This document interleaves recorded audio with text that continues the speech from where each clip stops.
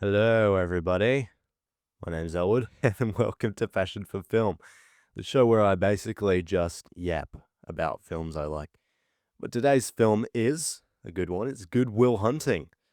The first time I actually watched Good Will Hunting was at school in my psychology class. I want to first talk a bit about how I even got in this position in the first place, because there's a bit of a backstory to it. Okay, flashback to 2023. I was at a convention. I was at what's it called, Supernova Comic Con and Gaming Convention, and we were shooting some celebrity interviews. And one of the guests was Barry Pearl, who's an American actor who played one of the T-Birds in Grease. Anyway, I was talking to him after, and he comes in and gives me some advice. He says, "You know what? Study psychology." So there we go. A couple years later, I joined a new school and decided to take psychology as one of my classes. So, Barry Pearl, if you're watching this, I listened. It didn't really work out as I hated it and moved out of the class, but I still took your advice. For me, this film symbolizes possibility. Ben Affleck and Matt Damon wrote this film when they were 22 and 24. In fact, I saw an interview where Matt Damon is talking about how he started writing the script in a class at university where his professor gave him an A and told him to keep going with it. And he kept going with it. Fast forward to a few years later, and they went on to win an Oscar for the best original screenplay. For someone who's aiming to have directed a feature by the time I'm 25, this is proof that with the know how and, of course, the know who, you are capable of creating something amazing at any age. That was a bit inspirational there. Writing is actually something I need to work on myself. I've never been very good at English in school, but to be honest, the thing I always do best in is like writing stories. So I guess that's good. But I feel in order for me to get my own films off the ground, it would really help for me to have written them as well, you know? I'm actually going to talk about some things I didn't like about this film. Watching this film for a second time was actually interesting, as I found myself noticing things that I didn't like more than things that I did, which is kind of weird. I think that's probably because the first time I watched it, it was my first impression, and I was paying attention to the things that I did like. But then the second time, I was probably watching it a bit more critically, thinking more critically about it. But I didn't find Will Hunting to be a likable character, at first at least. I'm not quite sure if that was sort of intended, is supposed to be the way it is, or if that's just sort of an opinion. So let me know in the comments what your thoughts are on that. He just sort of seems like a jerk. I don't know. Although I guess like the main part of the film is that he's emotionally troubled, and that's kind of the reason why he is the way he is, why he's a jerk. But yeah, I don't know. I just didn't really like him, which is not very good considering he's the main protagonist. Something else I didn't like is I felt sometimes characters were laughing way too hard at things to the point where it just sort of took you out the story because it didn't feel realistic. An example of this is when Robin Williams' character is talking about how his wife would fart in her sleep, and she once woke the dog and herself up because it was so loud. Now, that is funny, of course, and you would laugh at that, but Matt Damon seems to just go way overboard with it. Perhaps you would laugh that hard if it was maybe your best mate telling you that story and it was about him rather than someone else. I definitely don't think you would laugh that hard with somebody you've only known for a matter of hours, especially when they're talking about their deceased wife. It just seems kind of strange. That scene was really lovely up until that part, and it just sort of pulled me out of the story, to be honest with you. Something I noticed about this film is how clear the goals of each character are in relation to Will Hunting, and how their common obstacle is literally just Will being, I suppose, difficult. I'm probably bringing up something trivial here, but this is maybe the first time I've sort of found myself thinking about this. Anyway, let me explain. Chucky wants Will to be able to get out of poverty and Boston and go do something with his life to make him proud, but His obstacle is that Will wants the exact opposite and claims to be happy with the life he has now. Robin Williams' character, which I searched up and found his name is Sean, wants to help Will overcome his trouble so he can live a fulfilling life. But his obstacle is that Will starts off just treating his therapy sessions like a game and doesn't want to open up to him at all. The professor, Professor Lambeau, I think his name is. Gerald Lambeau, actually. Oh my gosh. Brain's braining today. He's never seen anyone as smart as Will, and he wants Will to use his genius because he knows that he can be a great mathematician and contribute to the world, I guess, something like that. But his obstacle is that Will is kind of just tired of being the smartest guy in the room wherever he goes and finds advanced mathematics so easy that it kind of bores him. And finally, the girl, I cannot at all remember her name. She just wants to be in a nice, loving relationship with him. But Will just messes it all up because he's scared of committing and breaks things off because he's anticipating her to stop loving him when she gets to know him better, which is something they dive into in the therapy sessions about.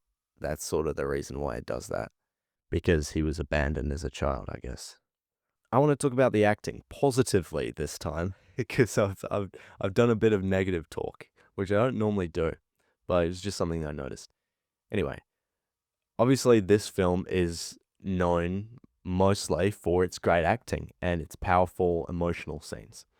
Robin Williams actually won his first and only Oscar for this film, winning Best Supporting Actor for his role as Sean Maguire, Will's therapist. Minnie Driver was nominated for Best Supporting Actress, and Matt Damon was nominated for Best Actor. So, the nominations sort of speak for themselves there a bit. I want to talk about two particular scenes. The first scene is Robin Williams' monologue on the bench, and the second is sort of the breakup scene. First scene. This little speech by, well, actually, it's not at all little. I looked up the scene and it's about 5 minutes, but for the actual monologue bit, it's 4. For those of you who don't know, screenplays are formatted in a certain way to where each page is roughly a minute long. That means Robin had to memorize a 4-page monologue. For a professional actor, obviously memorizing things is a skill that they have to master. But for a guy like me, and to be honest, I imagine for any regular person, that's flippin' impressive. Now, what I'm really talking about here is it's not amazing that he could memorize what he has to say. With enough practice, any average Joe could do that. What is amazing is that for those 4 minutes, he was able to keep the audience engaged, interested to hear what he has to say. I know it doesn't really sound like that big of a deal, but believe me, that's something the average Joe could not do. Obviously, this is also thanks to the brilliant writing from Matt Damon and Ben Affleck. It just really perfectly encapsulates what he's trying to get across to Will. It's really beautifully written. It's really I can't pronounce that word. Beautifully. Anyway, I also love how he performed it. Rather than raising his voice and really, I suppose, getting into Will, he's just super calmly explaining what occurred to him, what the issue is, and how it can be fixed. Acting wise, this is much harder anyway. Keeping people engaged when there's really nothing exciting about your performance, that's tough. And he pulled it off. Another thing about the scene, which I absolutely loved, was from Matt Damon. Towards the end of the scene, he's asked, "You're an orphan, right?" He manages to say yes without even making a sound. Then he does the same thing later. He says no without saying no. I don't know. I love watching pieces of acting like this. You can tell exactly what wants to come out of his mouth just by looking at his face. It's magical. Anyway, on to the second scene. Actually, hold on. Never mind. I think I'm probably going to leave that one out. I've been trying to make these videos closer to 10 minutes rather than 20, just because I appreciate you guys have lives and you don't want to spend too long watching my videos. Although, for those of you who do, in the future, I'll definitely be doing, I suppose, extended cuts of my videos.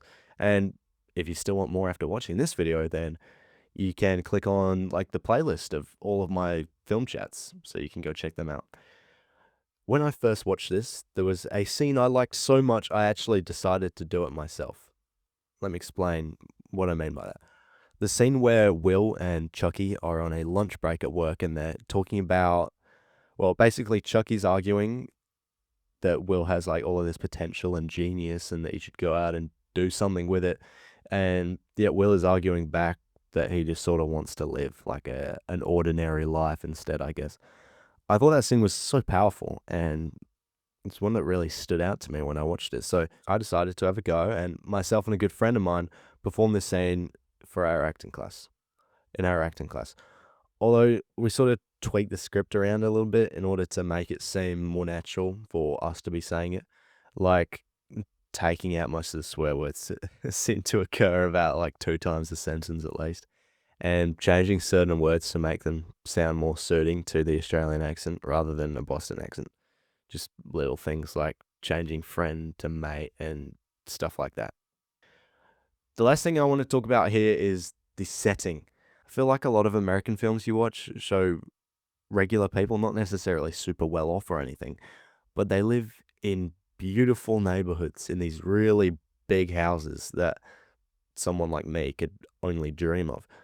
But that's something quite different about this film because they're from the sort of worser part of Boston and are struggling to get by. They don't all live the lush life. And it was nice to see a film following somebody not so fortunate. That's probably something less about the film and more about, I guess, my opinion. But hey, that's what we're all about here. Anyway, that's all for today. Thank you everybody for watching. I hope you enjoyed Good Will Hunting. Let me know your thoughts in the comment section, but right now I have a bit of an announcement. We did it. Take a look at this. For the past 2 videos, this has been at 99.9%. And now we've dropped to 99.2. You guys can actually change this yourself if you want. All you have to do is, if you're on already, you can go down and click that subscribe button. And hopefully in the next video, I will be reporting on this matter again. That's all for now, guys. I'll see you in the next video. Bye.